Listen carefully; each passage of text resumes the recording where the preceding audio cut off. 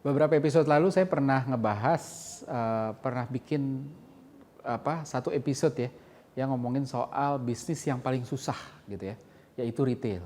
Nah, hari ini kita mau bahas ada bisnis satu lagi nih yang kalau ngomongin susah ya nggak kalah susahnya.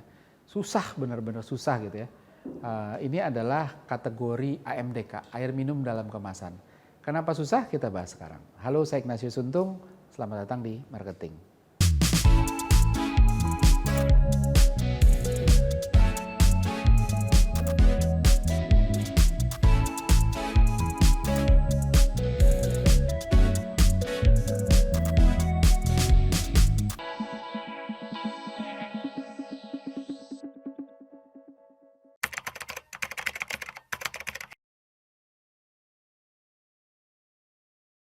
Oke, kalau ngomongin soal air minum ya, orang Indonesia mana sih yang kalau beli air mineral tuh nggak nyebutnya beli Aqua gitu ya.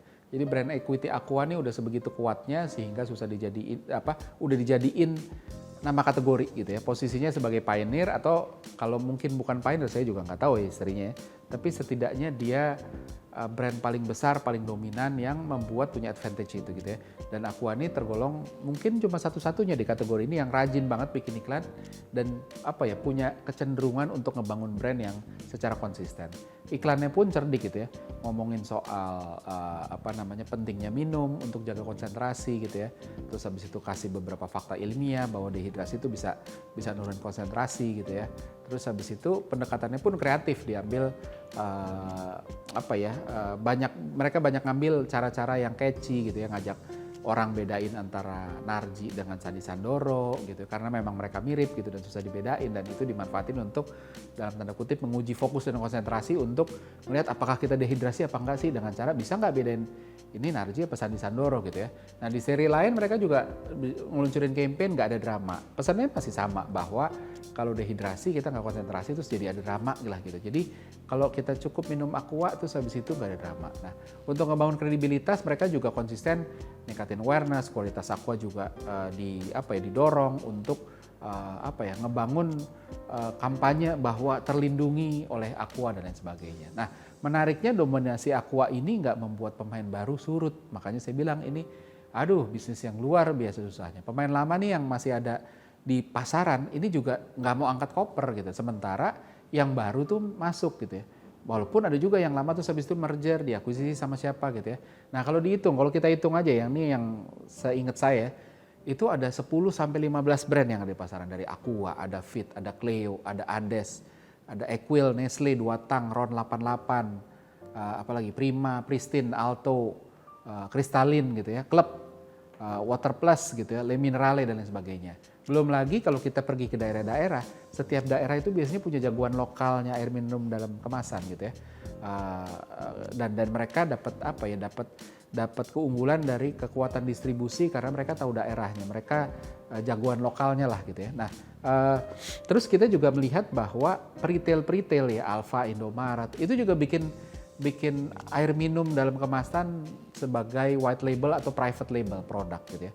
Nah situasi ini tuh sebenarnya bukti bahwa sebegitu ketatnya persaingan karena memang marketnya gede, terus habis itu challenging marketnya, nggak ada yang bisa nguasain ini luar biasa kecuali berani agresif kayak Aqua gitu ya. Pemain baru tuh nggak takut sama sekali masuk dan belum lagi kalau kita masih juga mau consider ada juga pemain-pemain yang air minum isi ulang dengan teknologi reverse osmosis lah, dengan teknologi ini, teknologi itu gitu ya. Nah, kalau kita amati pemain baru yang masuk ke kategori ini, kebanyakan itu modalnya itu jaringan distribusi kuat gitu ya. Ada Prima punyanya Sosro Group ya, yang bisa dengan mudah penetrasi market cepet banget karena Sosro ini penetrasinya kan luar biasa. Dalam waktu singkat Prima ada di mana-mana, penetrasinya luar biasa. Pristine ini kan punya anak perusahaannya Sinarmas Group. Gurita bisnisnya luar biasa, Sinarmas tuh perusahaannya banyak banget ada di mana-mana. Belum lagi Nestle jagoannya FMCG gitu kan, pasti distribusinya kuat dan makanya Nestle Pure Life bisa masuk cepat. Terus habis itu terakhir ada si Le Minerale gitu ya, yang katanya sebutnya Le Mineral gitu ya. Pemain baru punyanya Mayora gitu ya. Mayora juga luar biasa, jagoannya FMCG, masuk ke market luar biasa, jagoannya snack dan lain sebagainya. Jadi gampang banget dan habis itu bisa masuk. Nah, kenapa ini challenging? Yang pertama adalah kategori ini tuh sulit banget punya pembeda yang tangible. Kalau kita ngomongin rasa, air mineral ini kan memang seharusnya nggak punya rasa, gitu. Dan justru nggak punya rasa ini yang membuatnya jadi lebih challenging. Ketika nggak ada rasa, maka kesempatan untuk bikin pembeda itu jadi hilang. Gitu. Bahkan dulu Aqua pernah ngeluarin air putih dengan ada rasanya, ada rasa buah gitu ya. Tapi somehow nggak bertahan cukup lama dalam skala besar gitu ya. Marketnya justru harus ada depan sama minuman manis mungkin ya. Apakah teh dalam kemasan, apakah yang lain gitu kan, isotonik dan lain sebagainya gitu ya. Jadi alih-alih mau ngeluasin pangsa pasarnya di air mineral, akhirnya malah harus pecah fokusnya untuk compete sama yang lain. Terus beberapa brand gitu ya kayak Pristine, terus Water Plus juga menjanjikan pembeda ya secara logis yang cukup menarik sebenarnya. Ada yang ngomongin soal tingkat keasaman, pH-nya gitu yang basah gitu ya. Tapi balik lagi pH itu susah banget diukurnya. Apakah nih ngomongnya pH-nya 8. Begitu diminum terus badan apa lebih seger? Nggak bisa dirasain gitu dan nggak ada parameternya gitu ya. Jadi bahkan ketika orang mengkonsumsi ini secara konsisten dalam waktu lama juga tetap nggak bisa dirasain gitu. Jadi akhirnya dari sisi marketing yang bisa dilakukan tuh ya packaging, iklan, dan di situ juga Aqua bermain di iklan dan sebagainya. Yang kedua, challenge kedua adalah suka nggak suka air minum dalam kemasan, apalagi air mineral, ini produk yang bisa dikategorikan low involvement gitu ya. Ketika kita ngomongin low involvement ini kan sebenarnya low involvement itu artinya adalah pengambilan keputusannya itu nggak bikin kita mikir panjang-panjang gitu ya. Kita bisa spontan, bisa ngambil tanpa mikir panjang gitu ya. Kenapa? Karena risikonya kecil. Kedua ya karena produknya intangible gitu. Ini bedanya apa sih gitu ya. Gitu. Nah akhirnya loyalitas konsumen juga relatif lebih rendah karena risikonya kecil. Toh kalau salah ya udahlah gitu kan. Nggak akan parah-parah banget gitu, nggak akan nyesel-nyesel banget. Dan akhirnya switching cost-nya juga jadi rendah. Orang gampang banget berpindah. Sehingga walaupun orang tetap punya preferensi utama, saya belinya Aqua gitu ya. Tapi gampang banget untuk diajak pindah gitu ya. Kita lihatlah ya berapa kali kita beli Aqua terus habis itu dikasihnya yang lain, masnya bilang nih adanya merek ini, buat kita juga ya udahlah kecil banget. Saya nggak pernah ya sejujurnya nggak pernah ngelihat orang mas beli Aqua dong gitu ya terus habis itu bilang wah adanya misalnya Prima gitu terus sorry nggak jadi gitu ya, enggak gitu. Orang ya udah nggak apa-apa gitu. Jadi akhirnya alasan berpindah itu bergantung kepada apakah produknya tersedia apa enggak. Kalau nggak tersedia gampang banget untuk pindah gitu ya. Karena memang pembedanya itu intangible banget, nggak bisa diukur. Yang kedua adalah harga gitu ya. Fakta bahwa beberapa peritel kayak Indomaret, Alfamart itu bikin white label, private label sendiri itu kan menunjukkan potensinya gede, switching cost kecil. Jadi buat mereka kayak gampang banget di tempat mereka jual Aqua, mereka jual Le Mineral, mereka jual yang lain gitu ya. Saya goda aja ke private label saya, kenapa nggak bisa gitu ya. Nah saya sendiri sejujurnya kalau punya preferensi, walaupun saya punya preferensi utama ke Aqua gitu ya. Kalau saya cuma beli 1 botol, saya belinya Aqua. Tapi misalnya ketika saya lagi keluar kota, ke Bali gitu ya, kalau kita nginep di Bali di hotel, kan dikasih berapa banyak sih, paling 1 botol, 2 botol di kamar gitu ya. Pasti kurang gitu ya. Jadi saya pasti beli lagi nanti. Belinya di mana? Kalau nggak Indomaret, Alfamart kan. Nah, karena belinya butuh banyak buat nyetok gitu ya di kamar, akhirnya buat saya pilih yang paling murah gitu. Dan banyak pilihan yang jatuh ke private label. Ya udah deh beli yang merek Indomaret aja, Alfamart aja. Karena toh nggak bisa bedain rasanya. Yang penting murah gitu ya. Nggak bikin bangga juga nenteng brand yang terkenal misalnya Aqua atau Le Mineral atau Water Plus atau apa, nggak bikin bangga gitu. Bangganya tuh nggak, kalaupun bangga seberapa bangga sih nenteng botol begitu gitu ya. Jadi itu tadi, dan itu yang bikin challenging banget gitu market ini. Nah, sebegitu minimnya keterlibatan kita di keputusan pengambilan keputusan pembeliannya, low involvementnya ini juga membuat akhirnya brand-brand ini bergantung banget sama ngebangun brand gitu ya. Tapi ngebangun brandnya juga nggak gampang gitu ya. Orang ya balik lagi tadi nggak bangga gitu loh, nggak kayak misalnya kita beli iPhone kan ada rasa bangga, dia pakai iPhone loh gitu. Atau orang beli mobil, nggak usah ngomongin mobil Jerman deh, mobil Jepang aja gitu ya, mobil Jepang yang top class gitu ya, misalnya kayak Fortuner, Pajero, CR-V itu udah beda gitu ya.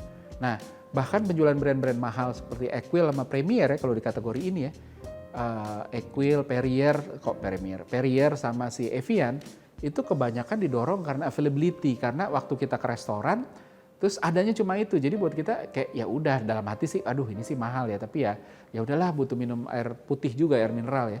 Jadi saya nggak yakin ketika satu restoran ngebandingin ya, oh nih kalau kita pesen Mas mau air mineral dong, terus dia bilang mau yang apa, kita punya misalnya si Perrier sama si sama anggap aja Prima gitu ya.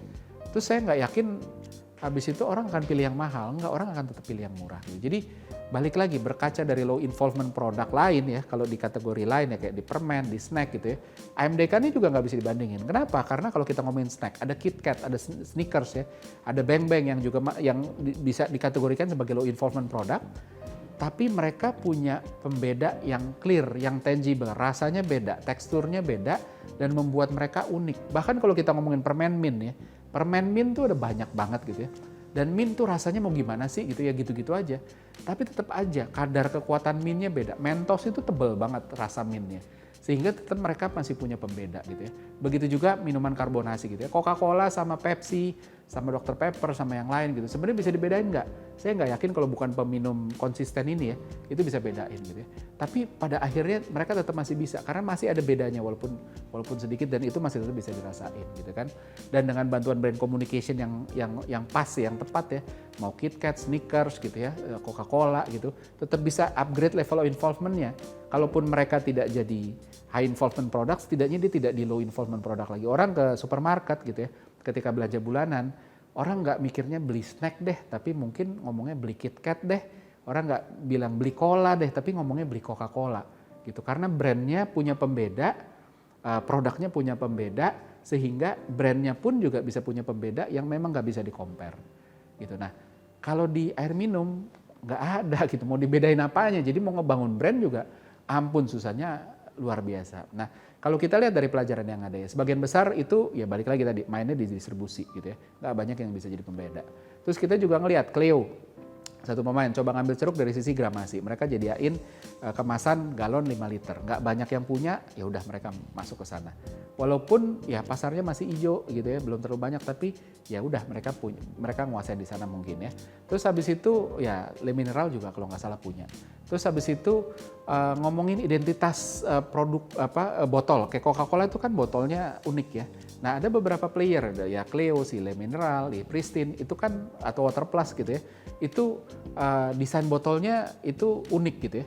Tapi balik lagi gitu kan, ini nggak berpengaruh banyak juga gitu. Jadi memang susah banget. Dari sisi brand perception, Le Mineral ini pinter juga ya. Dia pakai nama yang amat sangat tidak Indonesia. Le Mineral itu kan kesannya Itali gitu ya.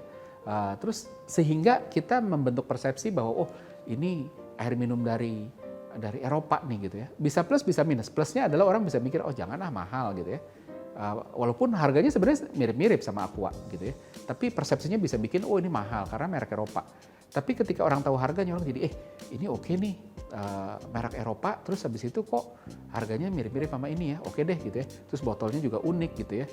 Terus apalagi mereka juga punya galon yang nggak perlu ditukar gitu kan. Jadi setiap beli ya udah sama galonnya, terus nanti ketika kita mau beli lagi yang ukuran galon ya 19 liter, itu nggak perlu galonnya ditukar gitu ya. Nah, kalau Aqua mainnya adalah iklan-iklan yang ngebangun brand, berusaha catchy gitu ya. Yang sulit adalah ketika mereka berusaha komunikasiin feature kategori gitu ya. Feature-nya itu bukan feature-nya Aqua, tapi feature-nya kategori. Ketika ngomong bahwa minum Aqua, ada Aqua supaya nggak dehidrasi, kan sebenarnya bukan cuma Aqua gitu loh. Mau minumnya Fit, mau minumnya Cleo, ya dehidrasinya hilang gitu. Jadi reason to buy-nya itu bukan reason to buy-nya Aqua, tapi reason to buy kategori. Dan ini yang sulit.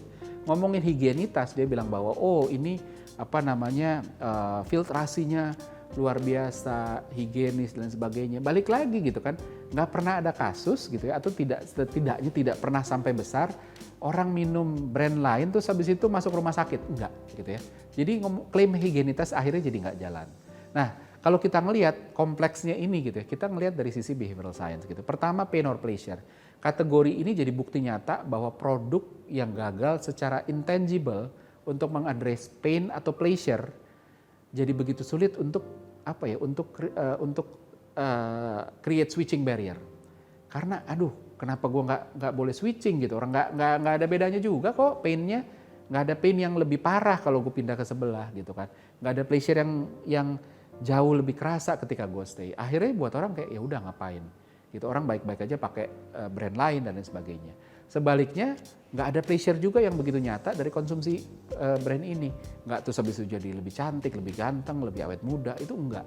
Gitu. Nah ketika pain dan pleasure-nya nggak nampak, nggak tangible, maka nggak ada halangan orang untuk berpindah-pindah. Gitu. Itu yang kita bisa pelajari. Yang kedua adalah mere exposure effect. Kategorinya low involvement ini, bikin kategori ini cuma bisa bermain-main di mere exposure effect. Tendensi orang untuk memilih sesuatu yang lebih dikenal gitu ya.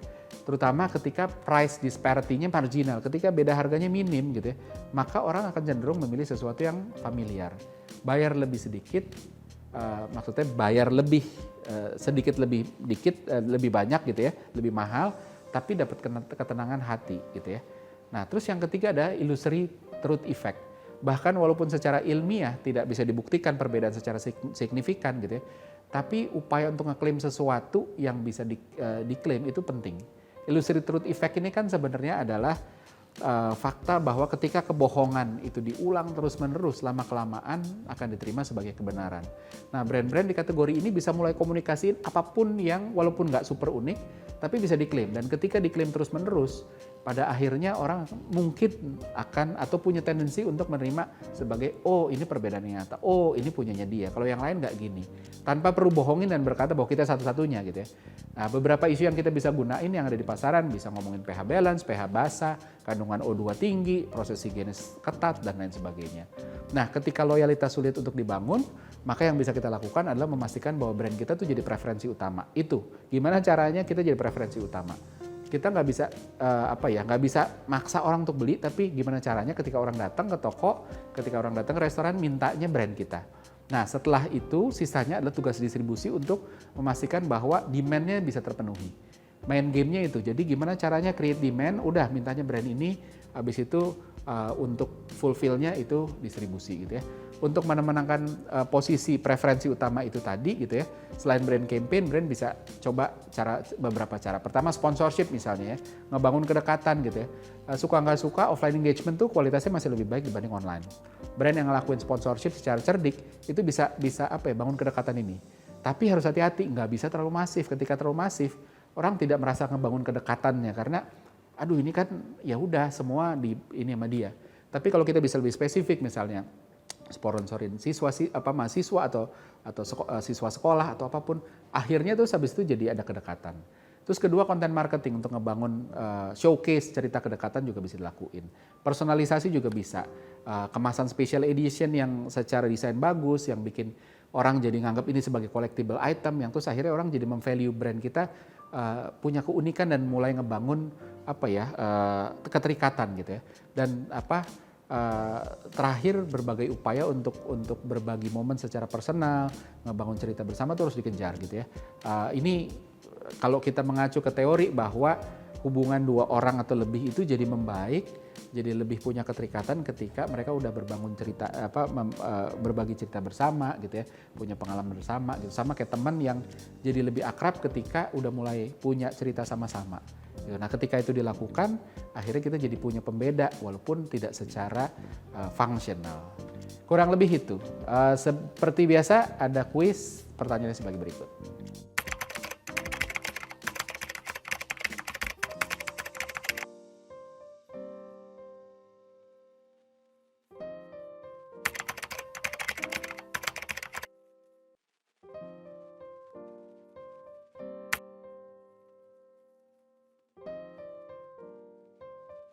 Pemenang dari episode ini bisa dilihat di episode selanjutnya, maka dari itu jangan pernah ketinggalan, selalu saksikan Marketing di Marketers TV. Saya Ignatius Untung, pamit undur diri.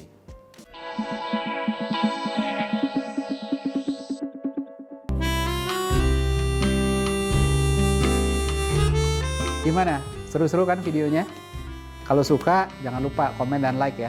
Masih banyak juga nih video-video yang keren-keren lainnya, gitu kan? Dan jangan lupa subscribe juga Marketers TV di sini nih.